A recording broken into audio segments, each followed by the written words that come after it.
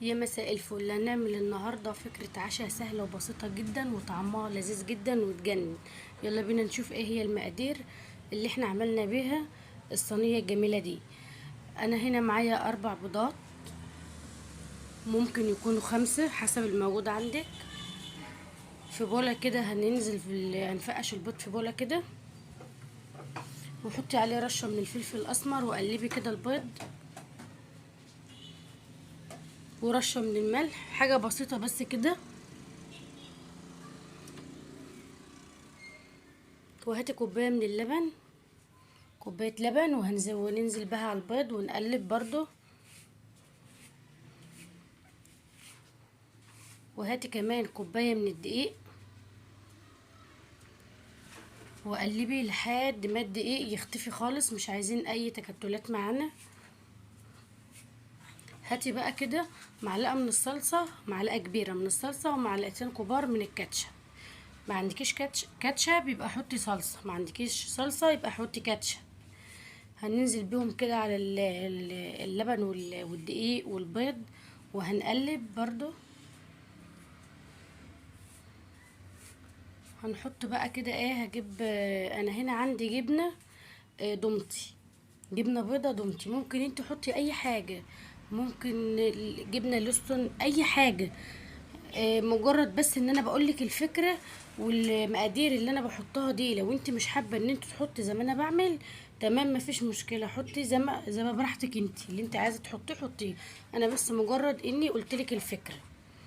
يبقى انا هنا حطيت معلقتين كبار من الجبنه الدومتي، عليهم شويه من الفلفل الاسمر، طبعا كمان شويه من الملح. مظبطه الملح، وخدي بالك عشان احنا حطينا ملح في الاول، فانتي ظبطي الملح.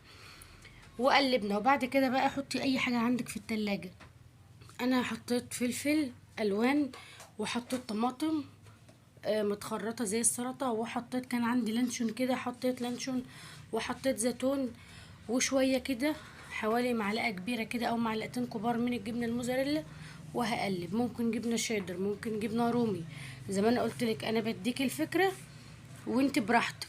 وكمان حطيت معلقه واحده بس من الزيت، وحطيت معلقه صغيره بيكنج باودر، بس كده. وقلبي، وفي صينيه بقى مدهونه زيت، وهننزل بالخليط ده ونسويه بالظبط كده.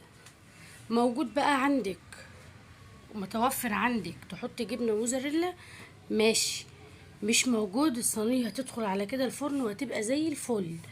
ممكن جبنه شيدر، ممكن ميكس جبن، ممكن جبنه رومي، ده لو موجود. مش موجود ما تقوليش لا مش هعمل، لا مش هتنفع، لا هتنفع وهتبقى زي الفل. دخليها على كده. انا هنا حطيت شويه كده من الجبنه الموزاريلا طبعا. زي ما احنا متعودين قبل ما بشتغل في اي حاجه بكون الفرن بتاعي سابق التسخين. الصينيه دي بقى هتدخل الفرن على درجه حراره 180 على الشبكه، تاخد لون من تحت وتستوي من تحت. نولع الشوايه عليها من فوق، واختبريها بالسكينه زي ما تكوني بتختبري كيكه بالظبط، تمام. ما تحطيش وتعلي النار عشان ما تتحرقش معاكي وما تستواش من قلبها. وده كان شكل الصينيه بعد ما طلعت من الفرن. قطعيها بقى براحتك، قطعيها مثلثات، قطعيها مربعات، براحتك خالص. انا هنا قطعتها مربعات، وكان طعمها جميل جدا جدا وسهله وبسيطه خالص. وزي ما انا قلت لك انا اديت الفكره، وانت حطي اي حاجه موجوده عندك.